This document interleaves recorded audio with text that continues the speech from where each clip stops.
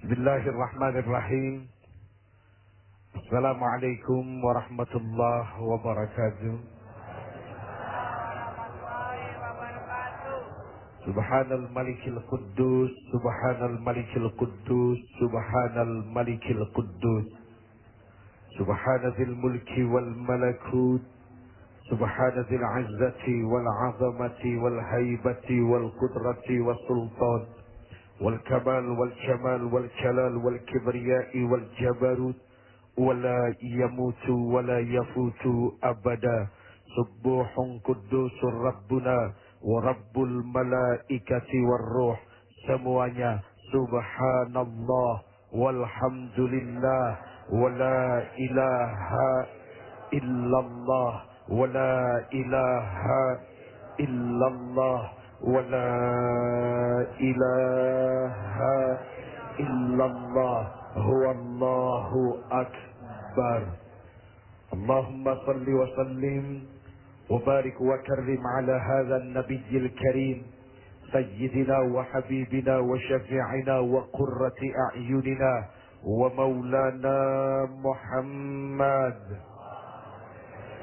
Diangkat kedua belah tangannya salatan tukhrijuna biha min zulumatil wahmi amin wa tukrimuna binuril fahmi wa tudihu lana ma ashkala hatta yafhama innaka ta'lamu wa la na'lam. Innaka anta 'allamul ghuyub wa innaka 'ala kulli syai'in qadir wa 'ala alihi wa ashabihi ajma'in.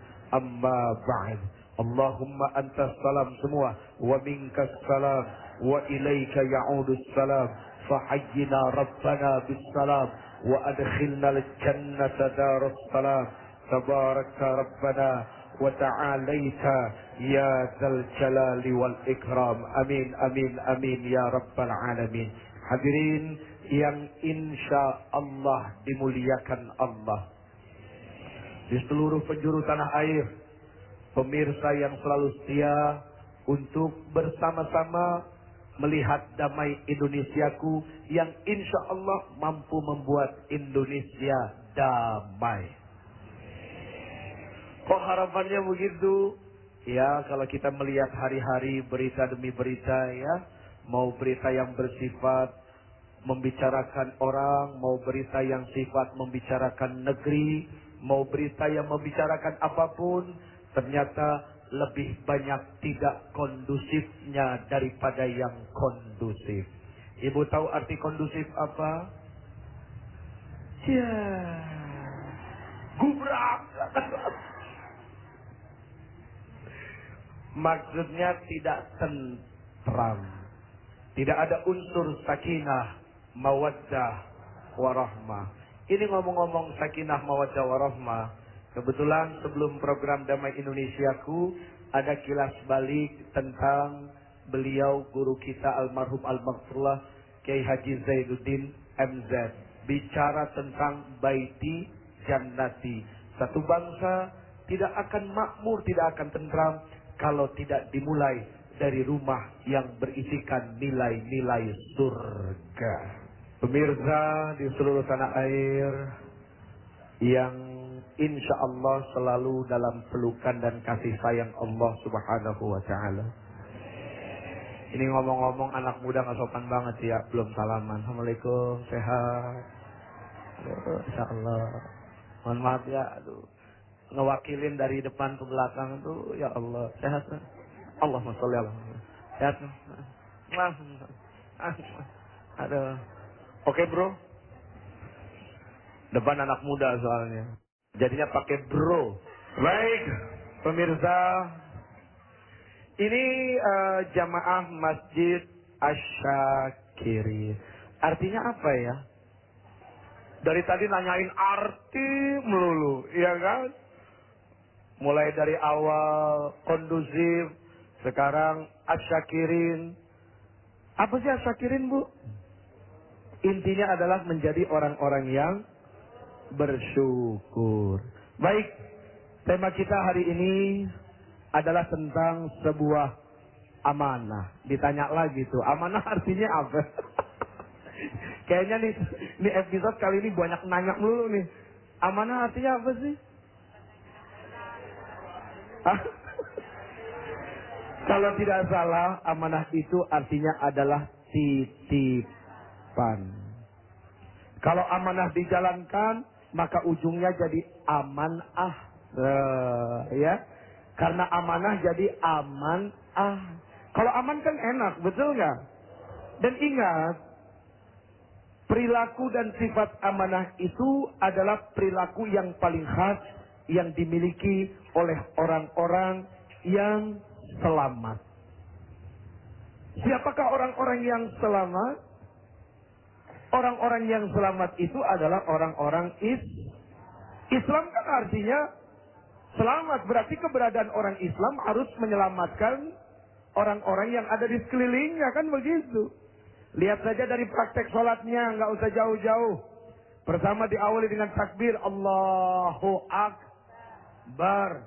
Terus Allahu Akbar. Satu aja. Sami'allahu liman hamidah. Terus Allahu Akbar. Allahu Akbar. Allahu Akbar. Allahu Akbar. Ujungnya apa? Assalamualaikum warahmatullah. Ada tetangga di sebelah kanan. Assalamualaikum warahmatullah. Ada tetangga di sebelah kiri. Artinya adalah apa? Maluk mali, haramuk harami, damuk dami. Kehormatanmu adalah kehormatanku, hartamu hartaku. Artinya adalah apa? Nggak akan kepengen saling ganggu hidup satu sama lain. Kalau kita mau urut-urut, sebetulnya amanah dari Allah itu apa sih? Banyak kali ya. Amanah di dalam menjalankan syariat agama. Ya. Kalau bicara menjalankan syariat agama, ujungnya bicara rukun Islam yang 5. Kemudian amanah apa lagi? Amanah tentang kehidupan. Ya. Amanah tentang akhlak, gitu kan? Nah, ini juga adalah merupakan amanah. Seperti apa? Nanti, jangan kemana-mana. Yang mau ke WC silahkan, tapi lu balik lagi, oke? Ya.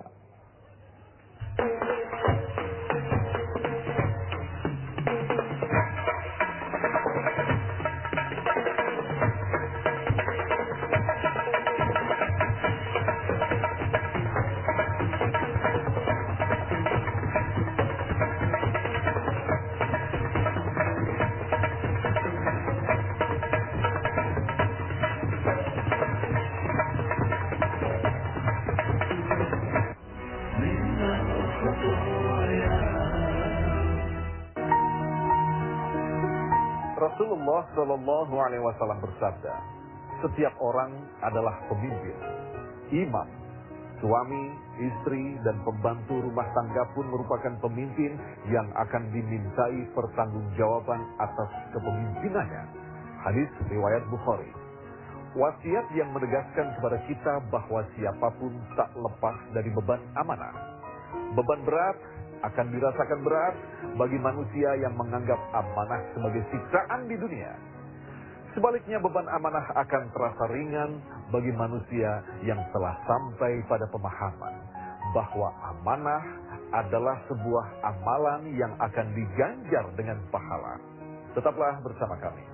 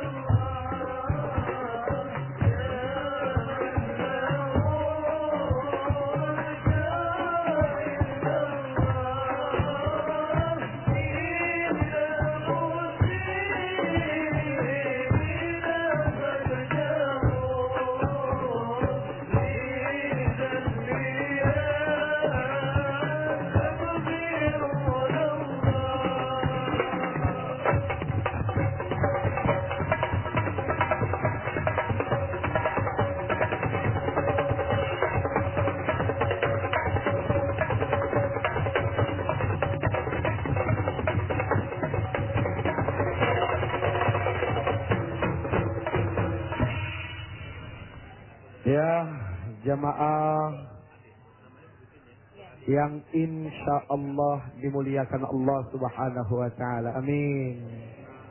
Ini ngomong-ngomong lebaran berapa hari lagi, Pak? Tiap hari ditanyain terus lebaran berapa hari lagi, lebaran berapa hari lagi. Nggak pernah ada yang nanya mati kapan gitu ya. Iya ya Allah, sekali-kali boleh ditanya tuh Allah, ya Allah kapan saya mati. Mati yang mana? Dimatikan hawa nafsunya. Ya, dimatikan hawa nafsunya. Kalau manusia tidak akan pernah sanggup mematikan hawa nafsu. Karena dia akan terus selalu hidup. Bahkan ketika diperangi, lebih dahsyat lagi membalasnya, Bu. Ya, karena yang namanya nafsu tidak mau dididik. Makanya buat orang-orang yang sangat dikendalikan oleh hawa nafsu, begitu ketemu dengan Ramadan, pusing dia. Pusing. Ya, karena dipaksa harus taat. Tuh, yang namanya nafsu harus dipaksa untuk taat. Beda dengan akal, ya. Akal penuh dengan ketaatan. Karena akal itu berilmu dan akal itu beriman kepada Allah Subhanahu wa Ta'ala. Baik, kita akan menjawab pertanyaan yang apa tadi, Je? Lupa tuh. Udah mulai error nih hari kelima nih. Iya, iya. Ketika ada seorang manusia berkhianat, si Jeffrey saja misalnya. Siapa? Jeffrey. Mengajar. Si Jeffrey saja misalnya dia berkhianat. Maka seketika Allah Subhanahu wa Ta'ala akan memberikan gelar dan pangkat munafik. Ya, nggak main-main loh. Gelar dan pangkat yang akan diberikan oleh Allah Subhanahu wa Ta'ala kepada manusia yang senangnya berkhianat, bahkan hobinya berkhianat. Ini yang paling bahaya nih. Kalau khianat sudah menjadi kesenangan dan khianat sudah menjadi hobi, ini bahaya. Model manusia-manusia yang senangnya berkhianat dan hobinya berkhianat adalah manusia-manusia perusak.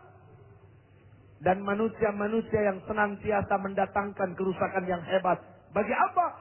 Bagi kehidupan berbangsa dan bertanah air. Na'udzubillah, summa na'udzubillahi min.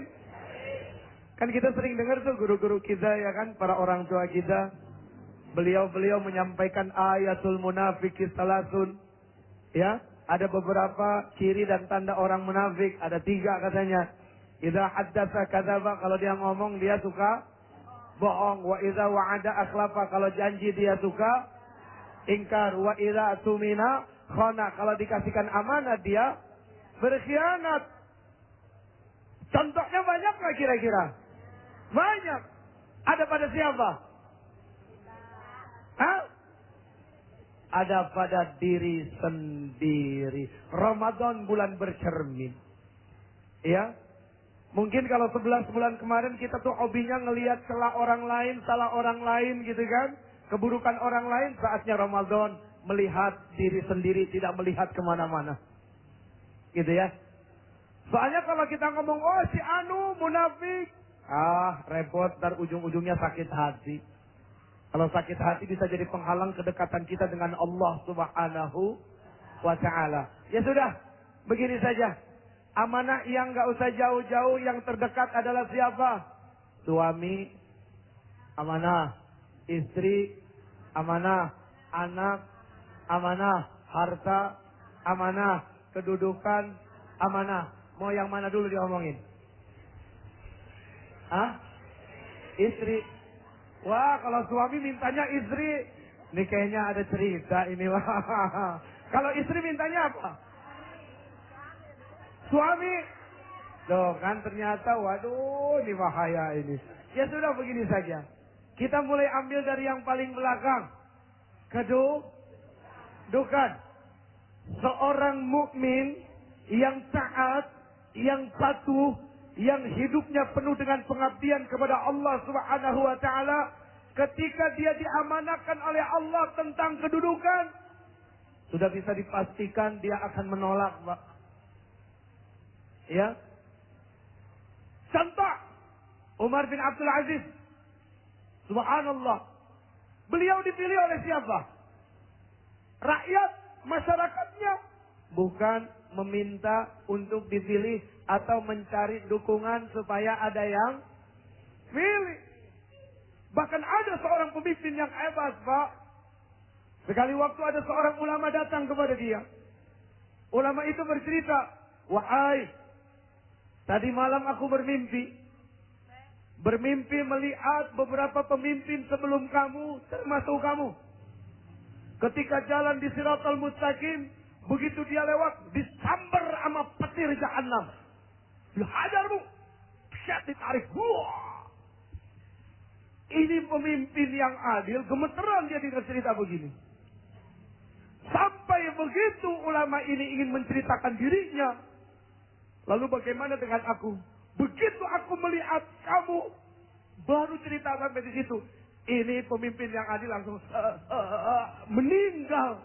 Padahal ini ulama mau ngomong apa? Engkau berjalan di atas Siratal Mustaqim, laksanakan buruk karena keadilanmu yang hebat. Mati duluan.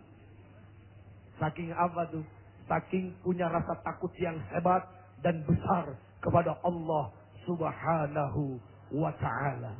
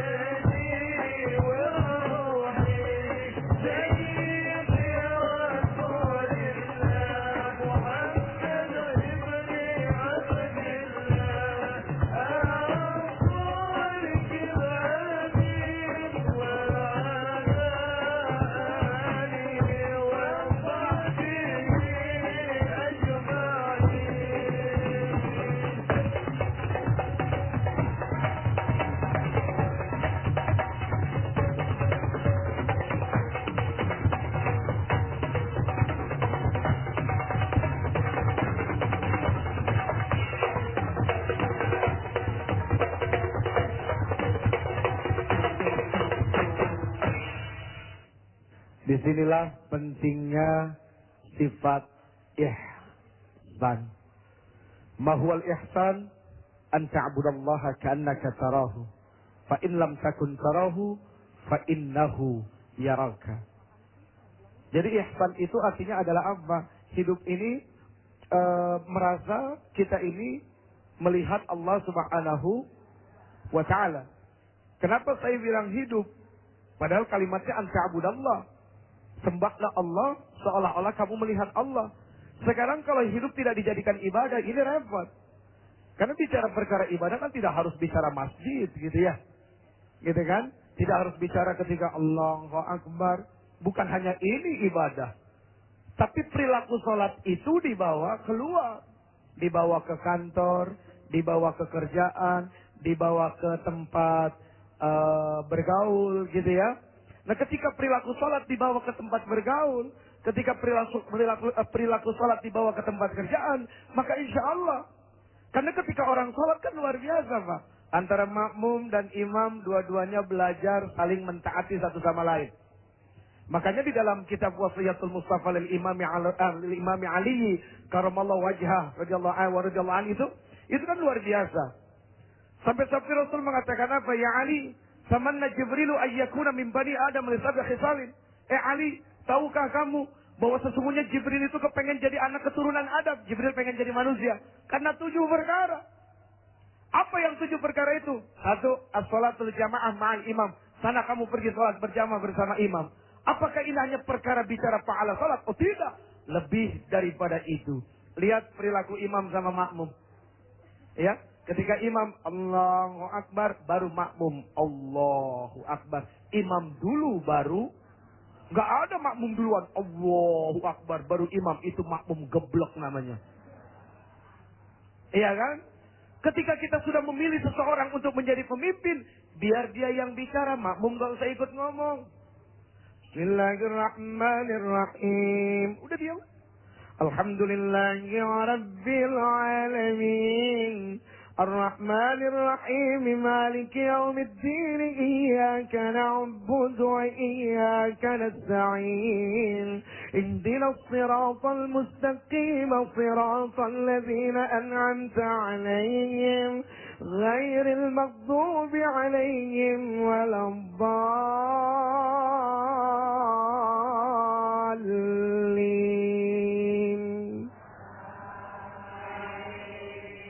Kenapa makmumnya jawab? Karena imamnya benar.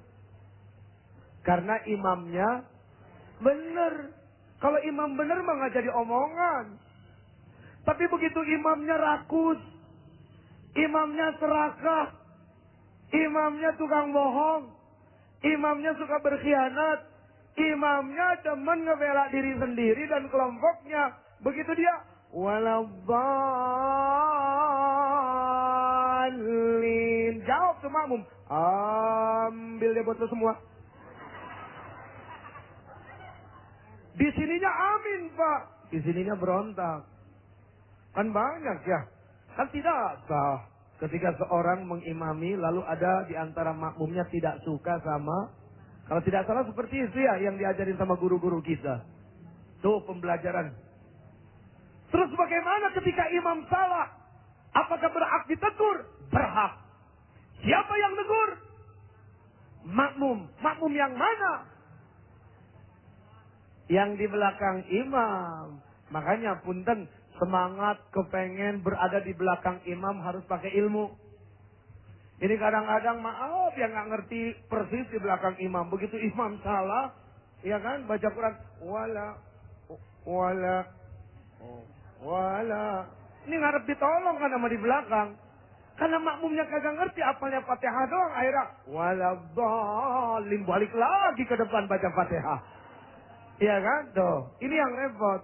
Kadang-kadang juga maaf Pak ya, ada beberapa yang ngerti juga bukan di belakang imam, mojok aja tuh imam pengganti. Bukan di sini, bukan, ya enggak. Ya, oh itu Masya Allah. Nah begitulah yang terjadi pada bangsa dan negeri ini. Ini makin seru tapi nggak bisa diborong sekarang.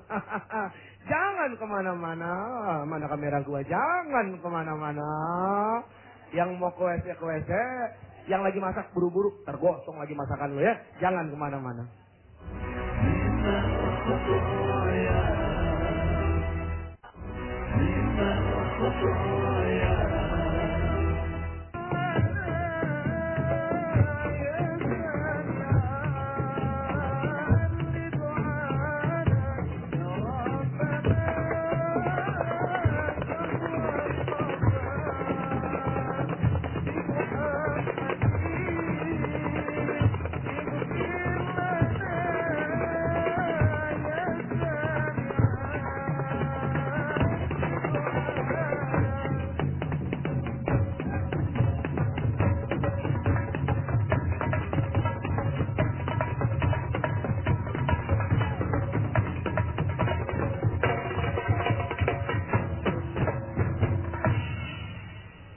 Baik, pemirsa di seluruh tanah air yang insya Allah mudah-mudahan selalu mendapatkan jalan keluar dari setiap ujian yang menimpa dirinya. Amin. Bapak, Ibu, adik-adikku dan abang-abangku tersayang, orang-orang yang sering di panggung kemudian dia menjadi besar biasanya karena apa? Karena sering menyebut yang maha besar. Jadi kalau kita sering menyebut yang nama yang maha besar, ikut besar. Pengertian besar di sini bukan besar dengan kesombongan ya, gitu. Terus kenapa orang-orang yang suka di panggung dia suka dicintai? Karena sering menyebut nama makhluk yang sangat dicintai. Siapa? Junjungan kita Nabi besar Muhammad sallallahu alaihi wasallam. Kita terusin, Bu. Sampai mana tadi? Yang di belakang. Tuh, sampai mana?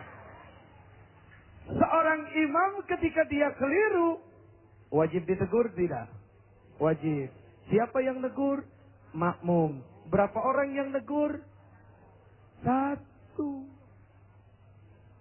Ini kadang-kadang Pak, ada beberapa kekeliruan yang terjadi. Ini perkara kecil tapi bisa jadi besar gitu ya.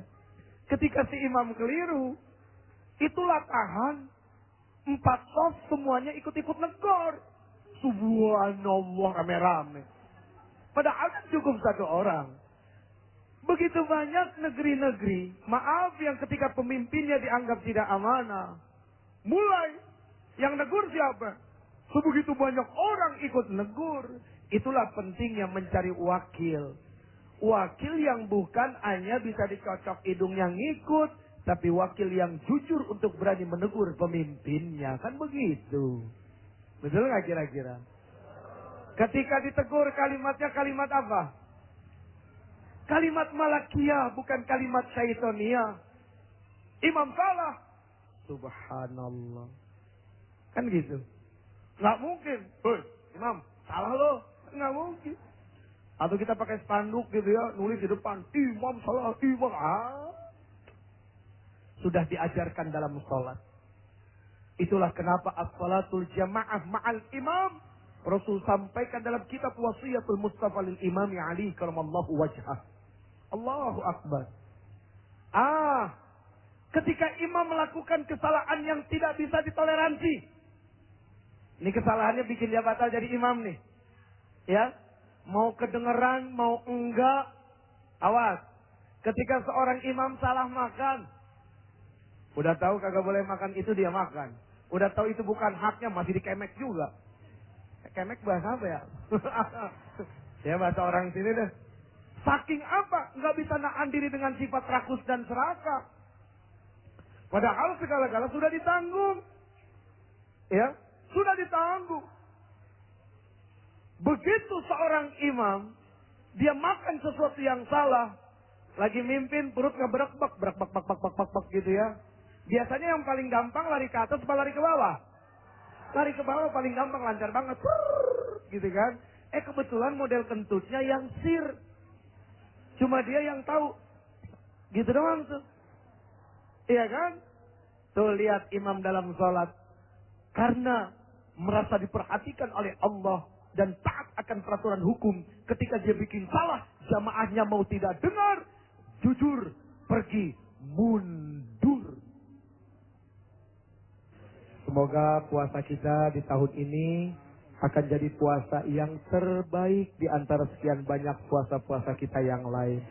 Kita teruskan. Sampai di mana tadi? Imam bandel. Imam batal. Itulah praktek ibadah sholat yang seandainya dibawa di dalam kehidupan sehari-hari mendapatkan manfaat yang besar. Ketika imam batal, maka dia punya kewajiban untuk mundur dari tempat imam.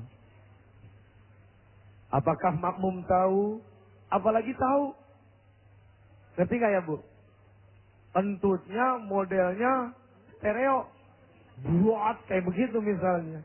Artinya tuh imam bikin kesalahan, satu bangsa, satu tanah air tahu semua. Waduh, bagaimana urusannya itu? Iya kan?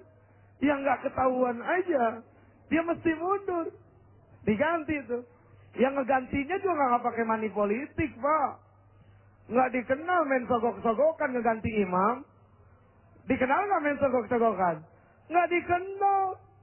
Allahu Akbar. Ayo takbir. Allahu Akbar. Aduh, ya Allah, ya Allah. Kemana tuh imam yang batal? Begitu dia mundur, kemana? Ke belakang. Balik lagi. Mensucikan diri. Apa arti mensucikan diri? Bermuhasabah. Mengintrospeksi. Lalu setelah itu kemana dia? Apa balik lagi ke depan? Tidak. Udah di belakang sekarang mah. Cipinang. Emang ada sih beberapa yang lagi pada pesantren. Salemba di Cipinang. Saya bilangnya mau pesantren aja Pak ya. Biar supaya keluar ada hasil manfaat yang besar. Amin, amin ya Rabbal Alamin. Hadirin yang insya Allah dimuliakan Allah Subhanahu wa Ta'ala. Amin. Menjadi seorang pemimpin memang harusnya menggunakan segitiga terbalik. Apa itu segitiga terbalik? Piramida terbalik. Kalau piramida nggak terbalik bagaimana? Gini ya? Betul nggak? Kalau begini berarti dia ada yang paling atas, rakyatnya semua nopang dia. Harusnya bagaimana? Harusnya dibalik begini. Dia paling bawah, dia nopang rakyatnya semua di atas. Kan begitu. Harusnya seperti itu. Ketika Umar bin Abdul Aziz, beliau diangkat menjadi khalifah. Yang pertama diajak bicara siapa? Istrinya. Ditanya ke istrinya, wahai istriku, engkau punya berlian? Punya. Engkau punya emas? Punya. Apalagi yang engkau punya? Cuma ini, wahai suamiku. Sini, berikan kepada rakyat. Kaget. Hah? Ditanya, mana kamu lebih sayang? Suamimu atau hartamu? Suamiku sudah pasti. Sini, dikasih tuh Pak semua. Untuk kepentingan siapa? Rakyatnya daripada dirinya. Artinya tidak ada istilah mengambil kesempatan, ya. Mumpung lagi jadi, kapan lagi? Mumpung lagi jadi, kapan? Jadi kalau sekarang tuh prinsip aji mumpung. Saya nggak bilang di negeri ini ya Pak, di zaman sekarang. Kalau di zaman sekarang kan bisa banyak negeri ya. Enggak, negeri ini mah baik-baik saja ya. Negeri kita mah alhamdulillah, baldatun, thayyibatun, warabun, gopur. Assalamualaikum warahmatullahi wabarakatuh. Waalaikumsalam warahmatullahi wabarakatuh. Alhamdulillah, nampaknya cukup menarik sekali pagi ini Ustaz ya. Iya. Masalah lama ini memang cukup berat sekali. Kalau diuraikan tadi memang sudah cukup padat sekali. Kayaknya memang nampaknya kita harus lari ke sektor agama lagi. Saya mohon konkretnya Ustaz. Lebih konkretnya, khusus sholatnya dan sebagainya, mohon penjelasannya Ustaz. Orang tua saya berkata, ya, orang tua saya berkata, wa idza sa'alaka ibadi anni fa inni qarib. Jika ada yang bertanya kepada engkau tentang aku, katakan bahwa aku dekat. Ketika hamba-hamba Allah sadar betul Allah itu dekat, yakin tidak akan macam-macam. Satu ayat ini sudah cukup mewakili 6.666 ayat yang sudah ada dalam Al-Quran. Subhanallah. Ujungnya balik lagi ke sifat ihsan yang tadi. Iya. Ya? Iya. Lagi-lagi ihsan. Ini bicara tauhid, Pak. Iya. Kenapa orang mau ibadah? Karena tauhidnya benar. Iya. Kenapa orang tidak mau ibadah? Karena tauhidnya hancur. Rasul awal dakwah yang selalu disampaikan adalah perkara, kamu punya Allah, Allah punya kamu, Allah melihat kamu, Allah ada, dan Allah senantiasa memperhatikan. Terus itu yang disampaikan. Makanya orang mau ibadah.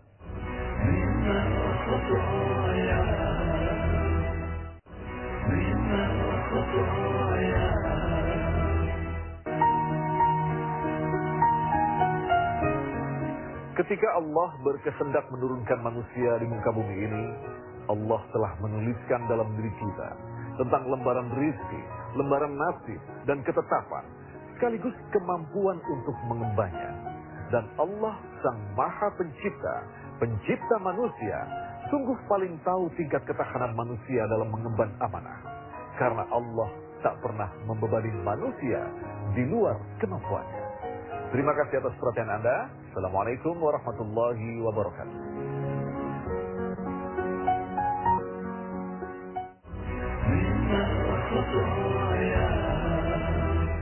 Ya, kalau tadi ada jemaah yang salam sahur, saya juga mau salam sahur. Dari hari pertama sampai sekarang belum salam sahur buat istri saya dan anak-anak. Selamat sahur, mohon maaf belum bisa nemenin. Buat umi saya, semoga Allah Subhanahu wa Ta'ala senantiasa panjangkan umur taat ibadah dan pengabdian. Terima kasih atas doa dan air matanya. Buat bapak mertua saya yang ada di Semarang, ya. Dan buat guru-guru saya di Menes, Ki Fuad, kemudian di Pondok Pinang, Ki Mufid, Al Fakir, kemudian Ki Bagus Muhil Haq, kemudian Papih, keluarga besar BKR Bandung, dan masih banyak lagi guru-guru yang lain. Kita juga akan berdoa untuk semua guru-guru kita yang sudah kembali ke rahmatullah. Buya Mu'alim Syafi'i Hazami, terus kemudian para habaib, Habib Hussein kemarin yang baru wafat, termasuk orang tua saya juga Pak. Ya, kita doakan semoga Allah Subhanahu wa Ta'ala lapangkan kubur mereka semua. Al-Fatihah. A'udzu billahi minasy syaithanir rajim. Bismillahirrahmanirrahim. Alhamdulillahi Rabbil Alamin, Ar-Rahmanir Rahim, Maliki Yawmiddin, Iyyaka na'budu wa iyyaka nasta'in, Ihdinas siratal mustaqim, Siratal ladzina an'amta 'alaihim, ghairil maghdubi 'alaihim waladdallin. Amin. Ya Allah, ya Rabbana, ya Azim, ya Karim, ya Rabbal Alamin. Terima puasa kami yang banyak kurang ini ya Allah. Puasa yang masih di dalamnya ada ghibah. Puasa yang di dalamnya masih ada fitnah. Puasa yang di dalamnya masih ada ketidakmampuan mengendalikan hawa nafsu. Ya Rabbi, ya Rabbana, kalau bukan karena kekuatan pertolongan Engkau, ya Rabbana, ya Azim, ampuni dosa kedua orang tua kami. Untuk orang tua kami yang sudah berada di alam kubur, ya Allah, jadikan kuburnya taman-taman surga. Lapangkan kubur mereka. Juga untuk guru-guru kami. Juga untuk para pemimpin-pemimpin kami, ya Rabb. Dan untuk bangsa dan negara ini. Jadikanlah bangsa dan negara ini damai, tentram, sentausa, gemah limpah roh jinawi. Jadikan negara ini negara